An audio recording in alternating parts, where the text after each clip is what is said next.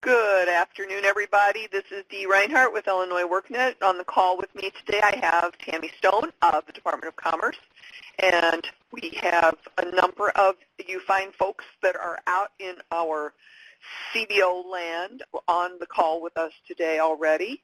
If you have not already had the chance to, please check in by agency on the check-in list.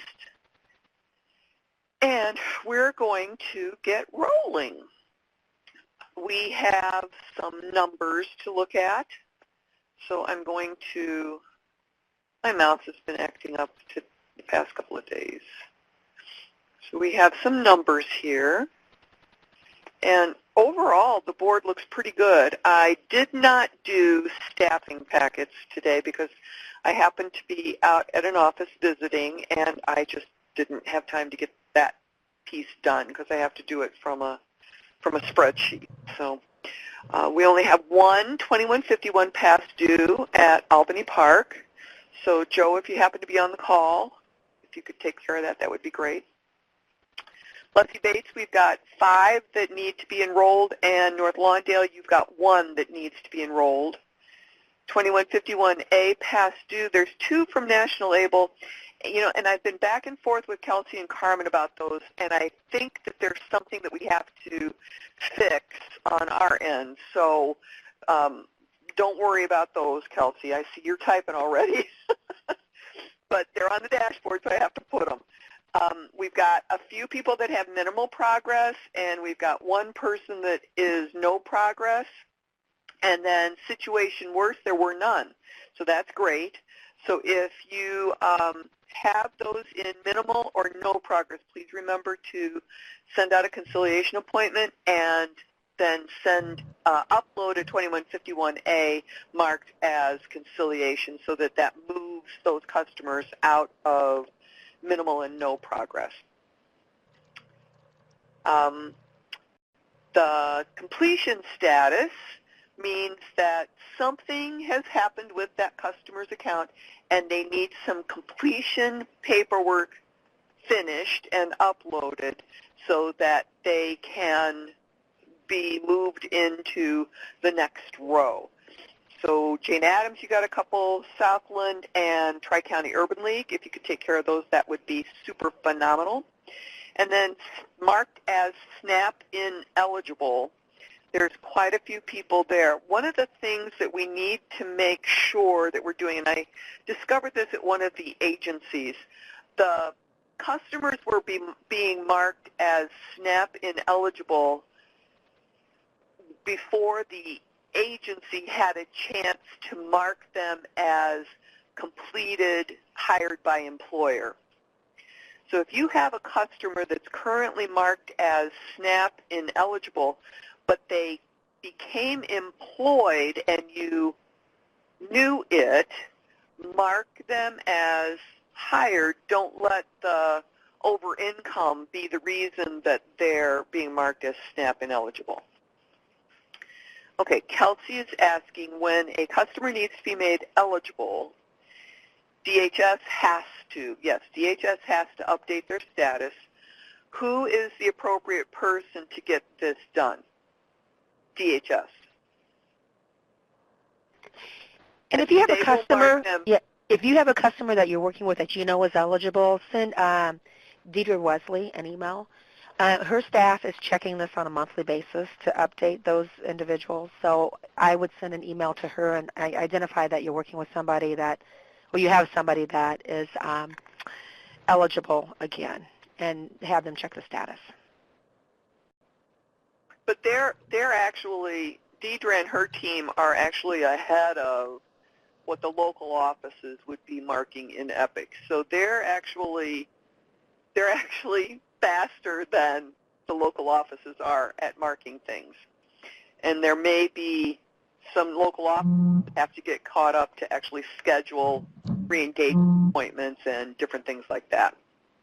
So yes, but DHS is the only one that can mark customers' eligibility status besides the super admin team like me and Olivia.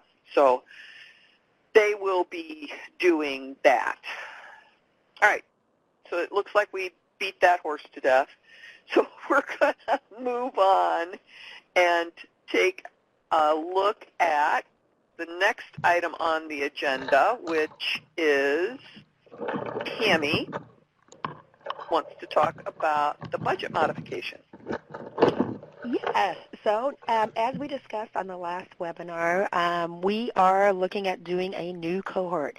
Now, we're still waiting on approval from FNS. There has been correspondence from them. They had some additional questions that DHS is responding to.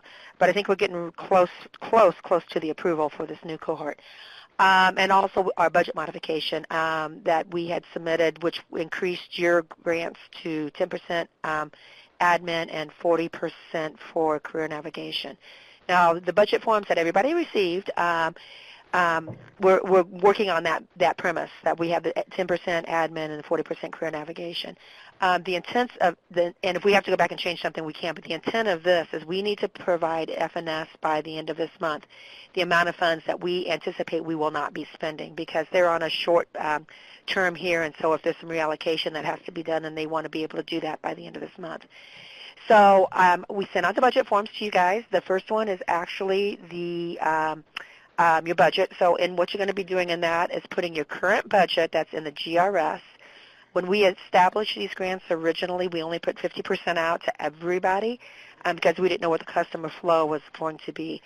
Most of you guys are still operating on that 50%. There's a few that have been increased because of the number of referrals that they receive from DHS. But most of everybody that's on the call is currently operating on that 50%. But the current approved budget needs to be what's showing up on the GRS screen and what is in your current grant agreement. Tammy? Yes. Tammy, Judith is asking, in our new budget projections, what are the numbers we are looking for? Are they the original numbers? Well, that's what we're getting to. So the modification amount, you need to work on where you're at. So based upon what you've done currently with this cohort, and this is a tough one because it's not only do we have actual expenditures, but we have a performance basis that goes along with this too. So you need to look at what your current expenditures are, and then what you anticipate that you can do between April and February of next year for new customers coming in. You have to take into consideration this re-engagement, so we have to have funds available for re-engagement processes, which has not been, real robust at this point. I'm hoping that it picks up. So you take into consideration any of the re-engagement activities and also a new cohort. So what can you do in your agency? What can you provide services, and what do you feel like that you can accomplish based upon that? You can use your total amount as a guide, and I would recommend that if you feel like that you're going to need more than what was in that total amount in the GR on your grant agreement, that you need to discuss that, with me, because we do need to look at our funds and what's available. So you need to project. You need to see where you're at. Based upon where you're at, what can you do from here until February, and what's that going to look like in the budget. And then the same with the performance evaluation report form. We need to know, the numbers of the treatment group planned achievement, which should be pretty much a consistent number. You know where you're at as far as your number of customers that have been assessed and staffed and enrolled with the agency, not necessarily receiving training, but enrolled with the agency. So that number will come from your benchmark report, and that number is pretty consistent, minus the fact that we do have some re-engagement going on. So it could go up some, based upon, our re-engagement activities. And then the numbers below that, as far as how many are in the training program's completion, you still need to project, because I'm anticipating you guys have, customers that are still in training, and that will complete, and you're still working with customers to be employed and retained. So we want to look and see what those numbers look like based upon the treatment group. And then we want to know what the new cohort is going to look like, what you anticipate is going to happen with that new cohort. And then one of the things that we'll look at, too, then, is obviously the average cost. This has been a tough one, and I know some of you guys came in with an incredibly low average cost in your first proposal. So, if your average cost goes up, as long as it's not outrageous, we're going to be evaluating that. You need to plan that out accordingly. So let me talk this through a little bit and kind of give a ballpark example. So if if an agency's overall budget was $800,000, you gave them $400,000 and they have not hit all of their people or all of their funds, and they anticipate serving maybe another half again as many as they've already served. Maybe they served 100 customers and they think that they can get another 50 customers. So they wouldn't go for the entire budget. They might go for the $400,000 plus maybe another $250,000. Then that would leave $150,000 that you could send back. Did I oversimplify it? Yeah, no, that's a good analogy. That's very good. You know, a lot of you guys had, you know, large numbers. We were planning on serving probably over 2,800, and that's service deliveries being in training programs originally, and we're looking at more like just over 1,000 that's actually in training programs for service delivery. So that's a great analogy. You need to take a look at where you've been and where you think you can go, and it may be to that total amount and the total number of customers that you anticipated, or it may be that total amount with a few less customers, but your average cost was pretty low to begin with, and so you need to increase that. So it's a variety of different scenarios that we can go through with that. And of course, if anybody has any questions, they're welcome to call or email you with those questions. Correct. But I do need this by noon tomorrow because I have to provide this information to DHS by the 16th so they can put it together for FNS. So you need to let me know. You're working overnight, right? Yeah. You need to let me know where we're at by noon. You need to send that in to me by noon tomorrow and give me your best projections. And then, like I said, we're going to have to evaluate what's going to be unexpended and send that back to FNS so they can reallocate. Okay, so Judith wants to know if her accounting department has submitted theirs. So do you know off the top of your head who's still outstanding? There's a lot still outstanding. National Able wins the award. They were the first ones in. And then Tri-County, or Two Rivers is the other one that's in. So I think I've only received 2 so far. So please Judith, make sure. The answer would be no. Right. Make sure that you're working with your fiscal departments if they're the ones that are going to be sending this in, and get them into me by noon tomorrow. And congratulations to Kelsey and Carmen. Okay, and then Eric is saying, should we modify our performance numbers to meet the current budget since the performance numbers at this point is based on the total budget, not the half? You need to, and Eric, I think you had quite a few that you planned for and you didn't get, nearly obviously what you had hoped to get. So, I mean, you're dealing with reality. You're dealing with where you're at right now. And then where do you think you can go from here to January? What are your projections on that? So it may potentially look different, obviously. And I know, Eric, with you guys, you were very aggressive with your completion, employed, and retained. So, you need to look at that and make it, more realistic, because I think you had planned on completing and employing and retaining a large percent that you enrolled. So we'll look, you can take a look at those numbers too. Now, what we had originally asked for you guys to do, which is also, I think, aggressive for this group that we're serving, was of those that were enrolled in training that we try and place 60% in employment. We can have a little leeway on that particular number too. But when you're looking at your numbers, is it prudent? Is it, if you were funding this, does it make sense? And, as we're being evaluated, as we're going along, they're going to look at our return on investment. And, did it make sense for us to put all of this money into this program based upon what we got out of it? Eric is asking, okay, but the budget modification we are submitting is for the half, not the original, correct? No, the budget modification, if I understand this correctly, Tammy, let me try to say this.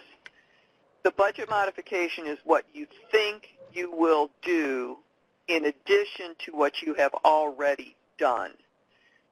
Not necessarily are you going to meet your original number totals.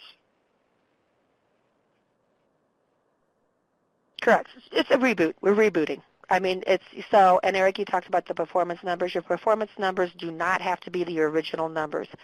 If you're reducing those numbers, based upon, I mean, we've had some people that projected like maybe, 300 customers coming in and they received 100.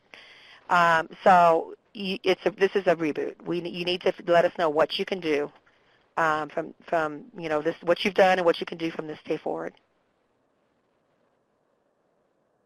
Keeping in mind how long your training program is, keeping in mind that the referrals are not going to be randomized, so there may not be any referrals to your programs. And there may be some referrals, but at least this way we can recruit a little bit more. Mary Beth is saying we are reviewing everything and we'll have it turned in, but is it an option to not extend past the June 30th modification? We have several questions regarding the new cohort referrals and moving forward. I would try and get on a call with Tammy one-on-one about that, Mary Beth. Are you available after the webinar, Tammy? Yes.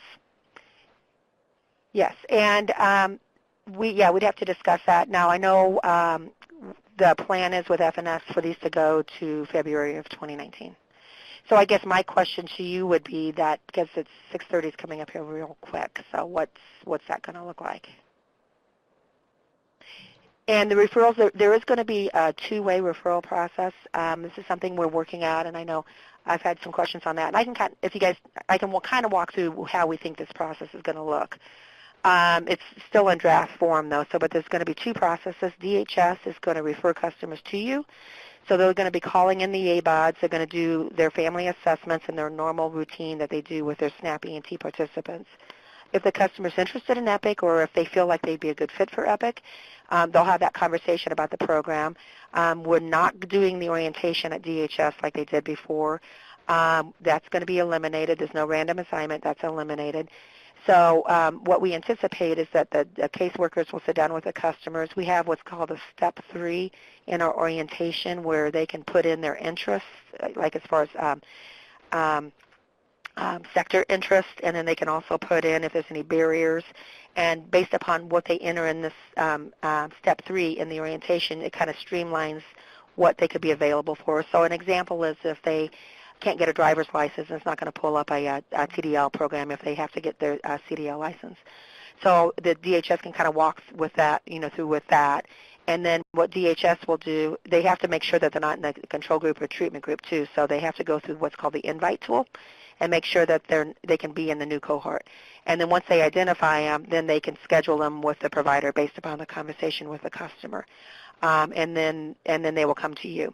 On the other side of that, you guys will be doing your own recruitment and looking for customers. And one of the things we'll want to have on our webinar, probably even potentially the next one, if we have approval, is for DHS to talk to you guys about identifying these customers and who, how to know if they're eligible for EPIC.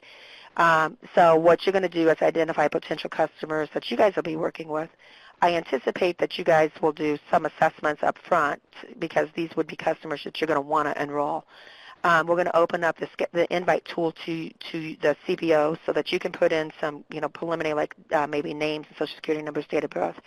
And then you can identify if they're in the control group or the treatment group. If they are in control or treatment, they cannot be in the new cohort. But if they are not, and you've already done your preliminary assessments and everything, and these are somebody that you're interested in enrolling in your program, then we'll be sending information to DHS to say this is preliminary information. These are the people we want to include in the program. The customer will not have to go to DHS. But DHS will respond within a 48-hour time period and let us know, yes, they're eligible for EPIC, go ahead and serve them, or no, they're not. And then if it's a yes, they're eligible, then at that point you can bring the customers in, and it'll be business as usual, just like with a treatment group. You're going to enroll them in the program.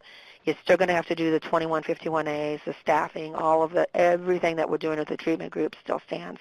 The ISTEP, all of that will be the same. So that's kind of how we're hoping this all works out. We hope it's really streamlined. One of the things Deidre and I have talked about we would love to do if we can get this off the ground specifically in Chicago is maybe like a career fair where we can bring in a bunch of customers in one site and we can have you guys there. So that is something that's on the table that we would really like to do if we can get it pulled together, specifically on the DHS side with all of the customers. So there's a lot of moving parts. We have to move quick on this to get as many people in and, served as we possibly can. All right, and then I've been carrying on a chat with a couple of people in the chat pod. Oh, great. Basically what's going to happen is if you're trying to reverse refer somebody at this moment, you will enter their information. It will tell you, yes, they've already been in the control group, or yes, they've already been in the treatment group, or no, you can continue with the enrollment, or the invitation at least. And then our plan is that DHS will only have 48 hours to approve the eligibility of that customer as being an actually enrolled, eligible DHS recipient. Then the system, you're going to have to do your best to try to find which office they go to, but that's not going to necessarily be the end-all to be-all. We will have the admin team checking those items on a daily basis, as well as some of the, what do they call the people like Juanita, Tammy? They're the training people. Training or the FCRCs? Yeah, there's going to be a number of people checking that list on a daily basis, so it's not going to be as hard as trying to schedule staffings, and we will be keeping a tight eye on that as well. So this hopefully will go a lot smoother than trying to schedule staffings. And there will be a dashboard identifying. So if somebody's over 48 hours, they'll show up at over 48 hours on the dashboard, and then Dhhs' team, like I said, is going to keep an eye on that too. And push comes to shove, we may have, it may have to be centralized as far as eligibility is concerned. So, Mary, what will happen is you will be entering their name and address and all of the information that is in a particular spot. We'll do some training on this, a particular spot on the EPIC boards, and then based on what information has to be entered, then that goes to a dashboard. You won't be able to expend any funds on this customer until they're marked as eligible. So you can do, if you want to have them sit through a group orientation where you're not going to spend any more money than what you would be spending on somebody else, then you can do that. But you can't give them a tape test. You can't put them through any kind of one-on-one anything until they're marked as eligible and able to proceed. And Mary, one of the questions you said, receiving access on other customers. You will not receive access on other customers' information on this invite, but you will be told if they are in the treatment group or control group and if they can be served. But you will only have access to your customers' information. You won't have access to other people's customers. If you guys do the IES thing, you'll be able to see all of your customers' information, but you have to go through that process that we talked about a month ago to be able to access the IES system. But that's a whole other discussion. I don't want to get off on that tangent today. And for timing reasons, that could take months for approvals. So I don't know, Kelsey. I don't know, Kelsey. Systems show employment information. Yeah, I don't know. I believe that there might be some, but I will have to check on that. And it's not a bad idea, especially for future, to take a look at that security forms that you have to fill out and submit it. It's especially if you're thinking of down the road to doing some more work with DHS on other projects. So it's recommended that you definitely take a look and fill those out.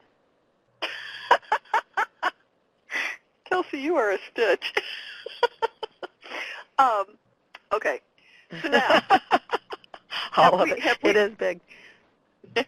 Have we handled that sufficiently for everybody? I know we stirred up a pot, and now we're trying to get out of the kitchen. But and just for your information, we're not going to. You submit this thing in tomorrow, and then we start talking about it, and negotiating, and we can still make changes to the budget modifications and performance. So this isn't written in stone, per se, that this is going to be your modification. But this is a projection as close as we possibly can get to it, so that way we can let FNS know what we can return to them. Carmen, are you talking, the forms that you're talking about, Carmen, are you talking about to EPIC for the budget modification, or are you talking about for the IES thing?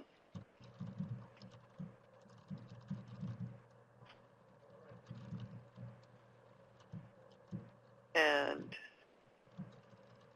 Judith was trying to type something. I don't know if it was here or not.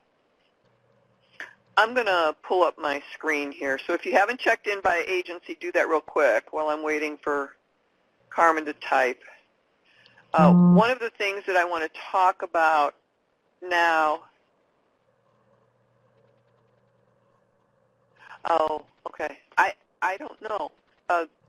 Tammy, can you make a note for yourself to check with? Yeah, we can definitely ask. And I actually, this is kind of ironic, because Levi, who's with our office with the WIOA side, has been working with DHS on our WIOA side with data sharing agreements in this. And I was going back through our webinars, and it was literally 2 years ago to the date, like of this month, that he did a webinar on the DHS's IE, or the security systems and the documents that you needed to fill out. And then you guys had to do the training for the HIPAA training and all of this other webinar stuff that you guys probably have already gone through. And that was literally 2 years ago. More than likely, I would take that document, because if it has a lot of the same questions, and then you can obviously use that to respond to the new one. But I guarantee they'll want the new document.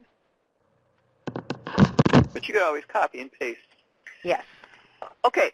The piece that I want to talk about now is the ISTEP report. And one of the things, we have a group of people that will be in Washington next week talking to FNS about our project and how we've been going. And one of the things that they noticed was on this ISTEP report, we have a number of, she was trying to make some heads or tails out of the details on here. And we have this ISTEP report, and you can get it from your reports dashboard where the little bar graph is.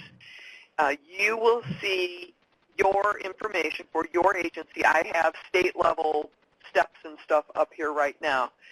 So, for example, under TABE testing, we have 1,100 out of the 2,500 assigned that don't have a step, and we have 14 almost hundred that have a tape testing step. Of that, we have 92 people who are not started, 71 people with the step open, 2 people with the step open and past due, 1,065 that were successfully completed, and 167 that were unsuccessful completed. What I want for all of you to do is to look at your open steps and your open and past due to make sure that the customers who have an open step, they literally are still open, or they need to be marked as unsuccessful completion or successful completion. And those with a open and past due had a due date entered into the step. And that means that that due date is past. So if you have anyone in this open and past due column, please check those first, and then secondarily go through and check the ones that say open, so that in case somebody is showing up in there and they were already done, that can help with your benchmark report, because the TABE testing is part of the assessment benchmark. This is a really great tool to help you understand your benchmark reporting, and it can help you figure out, okay, well, no wonder I only have 10 people with completed training, because I've got all these people over here with the step open still. All right, so Kelsey wrote, so I may have missed this point, but do we have a goal date for when these? No, we do not yet. We have not gotten approval from FNS to move forward, and we have to wait for that before we can finish programming. Tammy, what do you think, 1 month, 2 months? I'm really hoping that it's going to be April. You know, like I said, Jackie's responded with some questions. I think she's going to get back with us quickly on this. So the big thing is that we can't do any system changes until we have approval, and so that's going to take, you know, a couple weeks probably for that.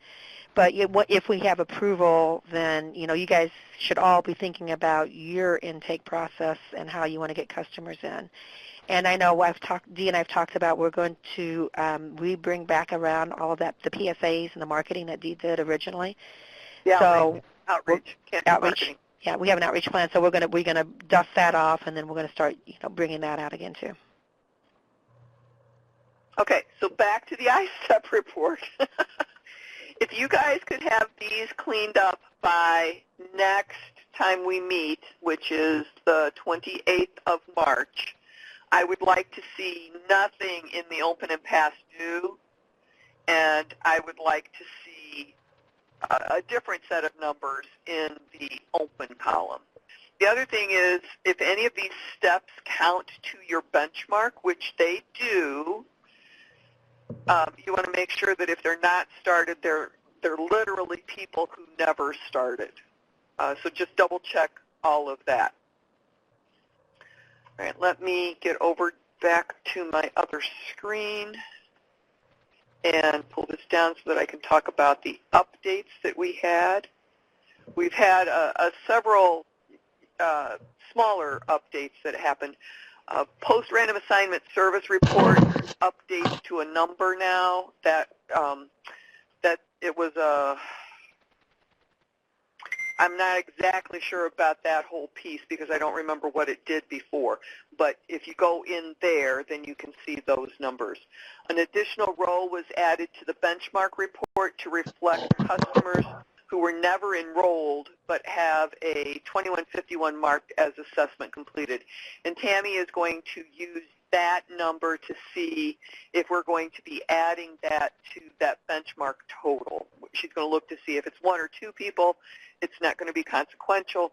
If it's 25 to 50, yes, then it might change the way the benchmarks count. We added an edit and a delete option for the dollar value of an ISTEP service. We showed you that on the last webinar as an example. Natasha did that. And then customers who move to a new CBO will have columns in the export report that comes out for the customers that show the dates of enrollment under the re-engagement. And it shows the re-engagement program and the date. There's 3 columns that were added for that in the export report. That report is just a monster. So I was working with it yesterday. It's loads of fun for everyone. Okay, oh wait, we might have something else. Oh, and 2 columns were added to the customer export to reflect worksite placement job title and worksite placement industry. Those were that was some information that leadership needed to know, and it comes in there automatically from information that you enter into the system. So it's just being added to the spreadsheet. All right. Anything else that anybody needs to know? We did put an updated version of the benchmark report definitions in the file pod. It is updated on the partner page. You will be able to see the download and the video after the webinar is done. We'll probably get that uploaded tomorrow. We'll try and get some minutes out tomorrow as well. I don't have anything else. Tammy, do you? Not that I can think of. I think we're good. Like I said, there's going to be a lot of moving parts this month and next month, and hopefully moving in a good direction. Tomorrow morning at 10 o'clock, I am doing a webinar on customer groups. They're very similar to what you guys are using in Epic, but you can, if you have another contract with another part of the state or with any of your other customers, you might want to watch that because we will be talking about how you can use customer groups to your advantage. Mary Beth wants to know if you'll be free in about 10 minutes for a call. Oh, Tammy's answering. Very good. All right. If there are no other questions, we will. There's just one other thing. One other thing I want to mention too, like especially dealing with the budget. We really want emphasis on expenditures for training, paid work experience, and also support services. And so I know some of you co-enroll with other programs, but you know one of the things that we want to. This is what EPIC is about. It's about providing support for training and paid work experience and support services, and that's what makes it different from the regular SNAP ENT. So, you know, really keep that in mind when working with your customers, is that we want to utilize those funds, especially the paid work experience, because that's a huge benefit to customers. That's all I've got on that. All right. Thank you, everybody. Have a great rest of your day, and don't drink too much green beer over the weekend. Take care. Bye-bye.